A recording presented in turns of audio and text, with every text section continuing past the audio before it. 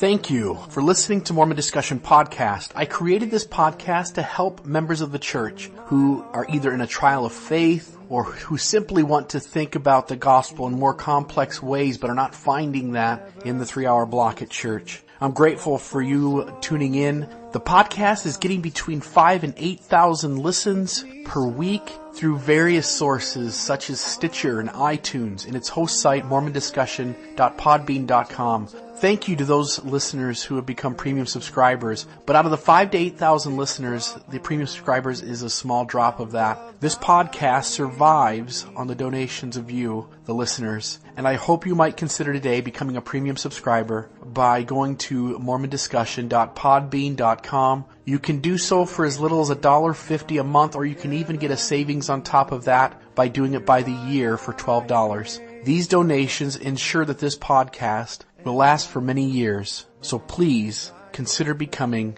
a premium subscriber today. And now, on to what you've been waiting to hear. Today I want to talk about what I will call the white shirt phenomenon. Now, what I want to do here is I want to talk about how we in the church are taught certain doctrines, we're taught certain principles, and yet somehow culturally, and this goes from the bottom all the way to the top, culturally, we sometimes take more from that than what is really there, and then in a sense create pseudo-doctrines that really do not exist. And in order to kind of set this up, I want to share two stories that I've shared before on the podcast, but which I think will at least set the tone for this idea that I want to get across. The first one was several years ago. I was serving as bishop in our ward. We had created or come up with in ward council a missionary activity. What we were going to do, and I had already done this at a couple of universities, so this was going to be a really easy thing to kind of put together from the presentation standpoint, but it was a 1-hour PowerPoint presentation on a brief historical overview of the Church of Jesus Christ of Latter-day Saints and how the gospel was restored. And we were going to invite the public into this activity, and we had come up with ways to do that. We had created posters to hang in public places such as the community boards in a grocery store or library. We had advertised it by email and word of mouth through the members and also online through Facebook. And so we went out of our way as a ward to really get together and to make this a huge deal. And the night came, and maybe a dozen or so people outside of the church came to this. And that may not seem like a lot, but we've got a ward membership of about 115 members, 120 members active. And we live in kind of obviously out in the mission field in Ohio. And so this dozen people, they come and we put the presentation on. It goes so well. And at the end, they're asking really good questions and we're giving them answers. And afterwards, there's refreshments provided and they're staying after and they're having some treats and they're talking to members of the ward. And this presentation was it was really well done. The activity was really well done. The preparation for it, the posters were great, the places they were put, the whole ward felt confident. And as the bishop and as the one who did the presentation, I felt like, man, this was a huge, huge success. And I walk into the cultural hall because after the presentation, one guy in particular had some really complex questions asked, some really tough questions. And he didn't want to ask them in front of the whole group and deter from the activity, which was really kind of him. And so I stayed after about 10 minutes or so asking or answering the questions that he was asking. He was asking about the book of Abraham and other things. He'd obviously done his research on Mormonism, and to, again, appreciate the attitude with which he came afterward to ask rather than detract from the event. And so him and I began some correspondence. But after I get done with this 10 minutes of talking to him, I go into the cultural hall. This activity is essentially ending. The folks are all eating the refreshments. They're talking to different members of the ward. And as I walk in, a leader higher up than me, and no, not a stake president, but a leader higher up than me, walked up to me. And I said, "Hey, what did you think?" And I'm throwing him a softball. I'm giving this person a chance to say, "Hey, that was really well done. Good job, guys. As a ward, you guys should be proud of yourselves." And instead, he looks at me and he pauses for just a second and he says, "You could have wore a white shirt." And I told the story before. I worked that day. I mix paint a lot at work. I work in a flooring store and we sell paint, so I usually don't wear a white shirt to work. And yes, I could have changed, but when work was over, I zipped right over to the ward building. I wanted to get this show rolling, and to be honest, it never came across my mind that on a ward activity where I'm not essentially acting as the bishop in official capacity, that there would be a problem with me wearing any kind of other color besides white in my shirt. But this person who had a higher stewardship than me thought so, and the one thing that they decided to share out of the whole experience was that they were disappointed I didn't wear a white shirt. That's always stuck with me, and to be honest, that experience in some ways has been a foundational crack in my future faith crisis that came from that. And I simply would say I cannot stand when people use unrighteous dominion or authority to impose rules on others, and especially to make that the big thing that is focused on, that's what you place under the microscope and decide to stare at. The second experience happened a couple weeks ago. I was out in the foyer joking around with a couple of missionaries. The one sister missionary was asking a lot of deep questions. She was struggling a little bit, and she was wondering about how the gospel fits in certain ways. And I've really enjoyed having conversations with a sister missionary at some of these complex things, and they're like, "Hey, I get that. Let's talk more. Here's some questions. Let me ask about this. Let me know about that." And it was a really good conversation. There also happened to be another leader with a higher stewardship than me sitting out in the foyer as well in between classes. And as I'm spending a couple minutes talking to this sister, this other person looks over, and I love this other person, and this person's a good member of the church, and I in no way use this as a derogatory example of this person, but rather as a symbol of what we do within our culture. This person looks over at me and the sister and says, "Don't trust a word he says. He doesn't even wear a white shirt." And I had my pink shirt on that day, and I thought to myself, I know he's joking. And I get it, and I chuckle, and I look over at him, and I'm kind of like, "Hey, just out of curiosity, where do you find that rule?" And he pauses for a moment, and he says, "Well, it's in Elder Packer's The Unwritten Order of Things." And so now with that, let's move into the actual dialogue here on this idea. Through these two experiences, I was prompted to just really dive in and research where this cultural pseudo-doctrine comes from. And I'll call it that. And if someone has evidence that the church has officially stated that its members that its priesthood should wear a white shirt, then please let me know. But I want to start with a quote from Matthew Holland. This is Elder Holland's son. This was given in 1983. It was titled "Muddy Feet in White Shirts." Matthew Holland is currently the president of UVU. And so we'll go to that clip now. For example, my dad and I have gone for ice cream after every general priesthood meeting since I became a deacon. We are going again tonight. Now, ice cream isn't absolutely necessary to enjoy priesthood meeting, but it helps.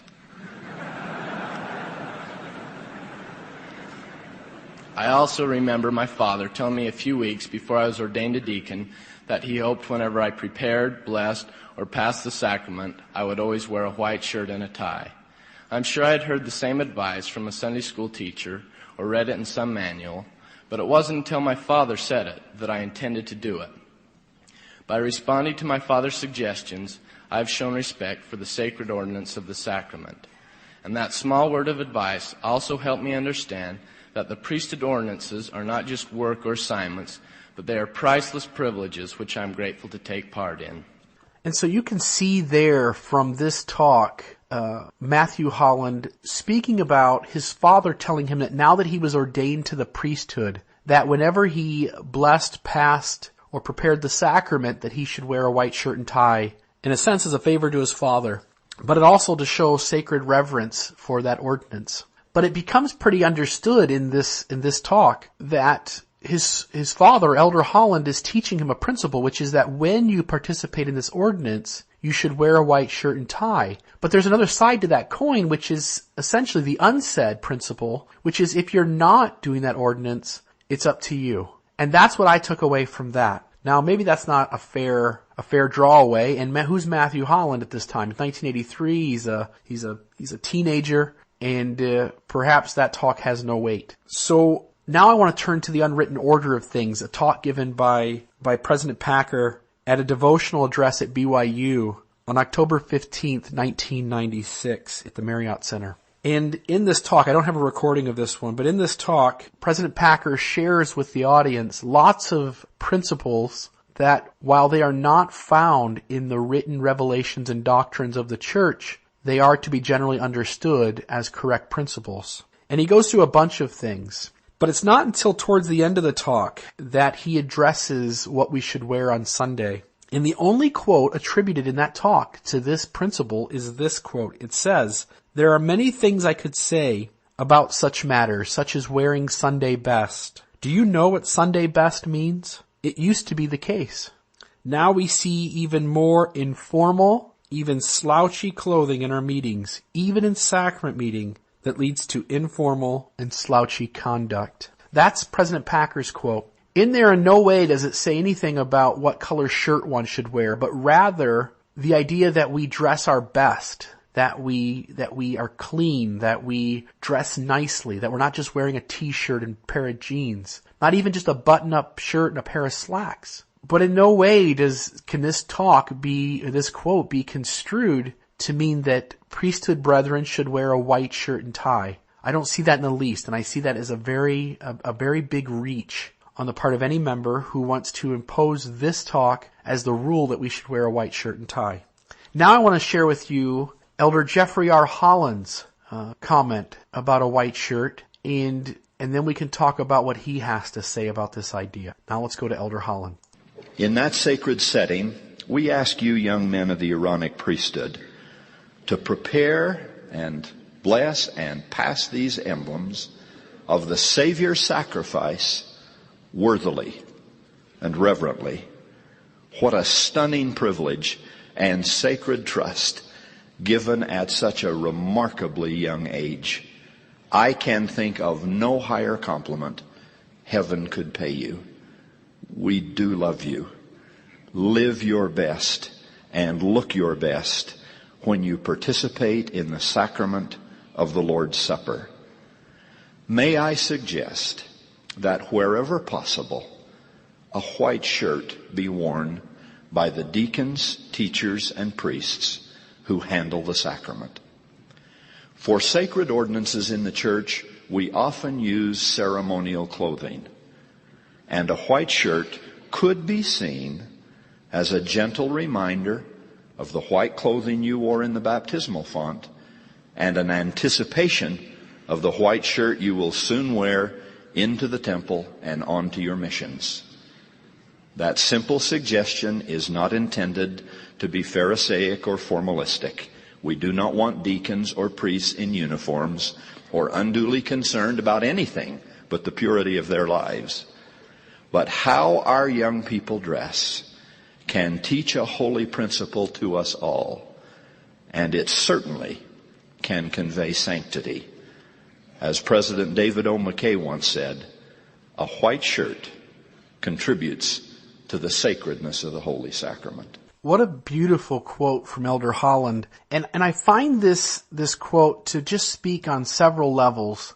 One, Elder Holland makes the point, he says, I don't want to be pharisaical. I don't want to make rules where there are not rules. But by wearing a white shirt, it helps all of us focus better on the purity and cleanliness of the sacrament, the ordinances we participated in before, the ones we're going to participate in after. He makes a big deal of saying, look, I'm not making a rule out of this. We certainly want to concentrate on the purity of one's life more than the clothing that they're wearing. But if you'll at least do me a favor and do that. We certainly can walk away from this quote recognizing that for anybody who's not preparing, passing, or blessing the sacrament, it is not required nor even suggested that you would wear a white shirt with a tie. And so, again, this cultural rule in Mormonism that really is not a rule at all seems to take its basis in quotes like both Elder Holland and his son, as well as what Elder Packer didn't say. So I decided, okay, well, fine, let's go to the handbook. Certainly, if there's a rule about white shirts, it'll be found in the handbook. And there is a rule in the handbook about white shirts. So here it is. It says, those who bless and pass the sacrament should dress modestly and be well groomed and clean. Clothing or jewelry should not call attention to itself or distract members during the sacrament.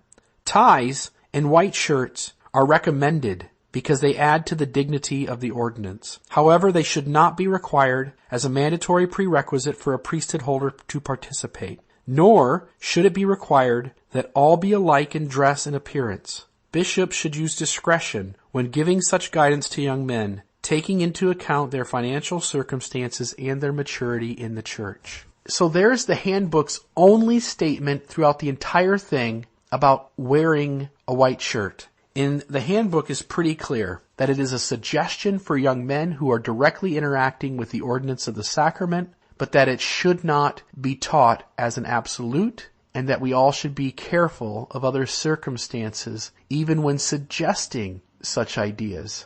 So that's a pretty flexible statement that again would allow each young man to make his own decision, but in reality should know the importance that the brethren would prefer to see them in white shirts for that ordinance. But it says nothing of those who are not participating directly, and I mean that. You could easily say, well, come on, we're all passing the sacrament to each other, we're all involved in the ordinance, but you're overextending what is being said. That would be an unfair stretch or reach to take these quotes and again say that the general congregation, the brethren, the priesthood holders, not directly interacting with the sacrament, should wear a white shirt. It's just not there. I want to end talking about an article that I found online. So I was looking online for where does this cultural rule that really is not a rule, where does this come from? And I find an article by a guy by the name of Doug Gibson. And in this article, he's essentially kind of talking about this issue, this cultural issue of wearing a white shirt. So here's what he says in the opening of the article. He says, I became my ward's high priest group leader last Sunday. After I was ordained, I started to give a lesson on John the Baptist. The same church leader who ordained me interrupted me to tell me that from now on, he wanted to see me wearing white shirts. Other colors, including the black, long sleeve button-up I was wearing, were not tolerated. I considered asking him if the same rules applied to John the Baptist almost 2,000 years ago, but that would have been snarky, and I do respect the man in his church position. Nevertheless, the edict reminds me of one of my favorite episodes of The Simpsons, where Homer undergoes aggressive questioning in a body cavity search after wearing a pink shirt to work. The Simpsons patriarch is eventually committed to an insane asylum after failing a sanity test. A friend of mine opined that a black shirt worn by an active priesthood holder might signify individualism or a less than sterling obsessance to authority. I wonder if a white shirt is now required garb for all male journalists at the Deseret News, he states. And so from there, he also goes on. He says, I'm not an LDS rebel or loner, though. My only possible heretical axiom is that if you really want to learn about my church's history, and I have a passion for that, stay away from at least 75% of the historical resources endorsed by the church. He then says, people are fallible, no matter what the book says. My same friend did offer the best explanation I've heard so far for the edict, though. If missionaries are forced to wear dress whites in the jungle, and deacons dress whites while passing the sacrament, it's not too much to ask me to do the same 50 Sundays a year.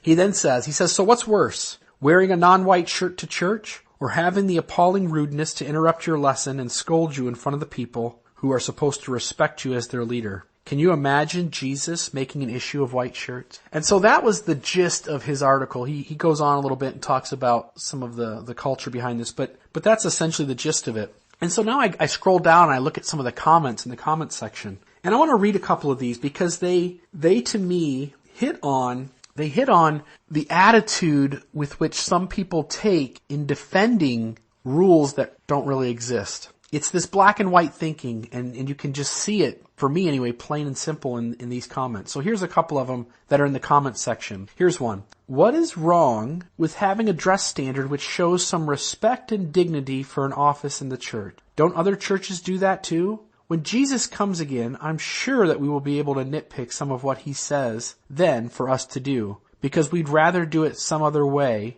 more to our liking. What if he says we're to wear white shirts? Since when is wearing a white shirt slavery or lack of freedom? In the military, isn't there a dress standard on certain occasions? Did any of you complain about that? And if so, where did your free thinking get you? I also noticed that Hugh Nibley wore white shirts and a suit, even though he was not a high priest group leader to church and other places. Was he a slave? This sounds like a discussion steeped in stupidity. I am disturbed by the attitudes I find on display here. As I see it, the issue is not with white shirts, nor what Hugh Nibley opined. Now we'll get to the Hugh Nibley quote in a little bit. Nor even what John the Baptist would do. The issue is attitudes. Maybe something deeper. The color of the shirt we wear is not a big deal until we consider that the adversary does not start on us with a sledgehammer but with a scalpel. For you, my friend, a white shirt and a tie and a priesthood leader's behavior are all scalpels, and you're letting them under your skin. The attitude that would broadcast complaints with church policies or leaders will always find something to murmur about, and each grievance will be a little more serious than the last. So there's the first comment,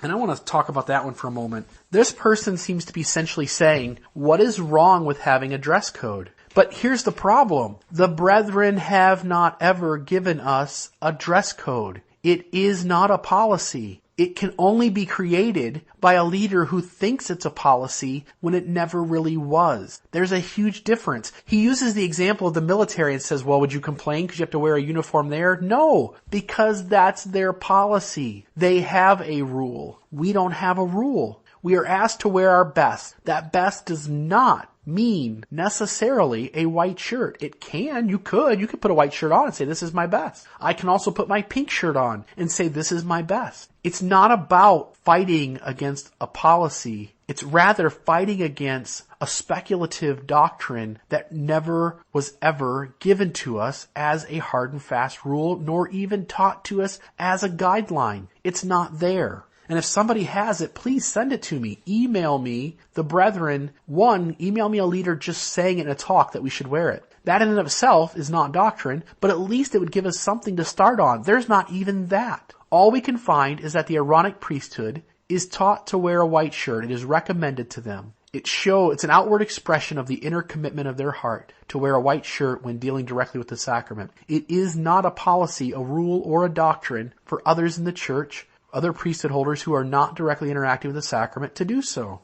So the comment by that person, while I certainly understand where he's coming from, he's creating a straw man. There is no policy. And where there's no policy, we shouldn't make people feel guilty for not following a rule that doesn't exist. Let me end with a quote from Hugh Nibley that was referenced earlier. Hugh Nibley said, the worst sinners, according to Jesus, are not the harlots or the publicans, but the religious leaders with their insistence on proper dress and grooming, their careful observance of all the rules, their precious concern for status symbols, their strict legality, their pious patriotism. The haircut becomes the test of virtue in a world where Satan deceives and rules by appearances. May I end simply saying that in the church, within our culture, we often take a talk here or a talk there, and often things that are not even directly said, and we just assume what that person is saying. We assume that President Packer, in the unwritten order of things, is talking about a white shirt. We assume that Elder Holland, while talking to the young men,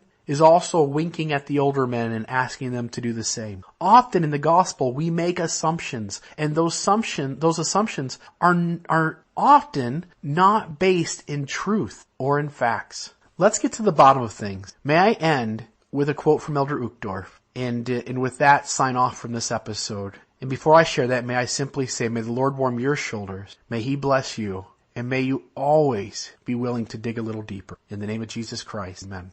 Part of the reason for poor judgment comes from the tendency of mankind to blur the line between belief and truth. We too often confuse belief with truth, thinking that because something makes sense or is convenient, it must be true. Conversely, we sometimes don't believe truth or reject it because it would require us to change or admit that we were wrong. Often truth is rejected because it doesn't appear to be consistent with previous experiences.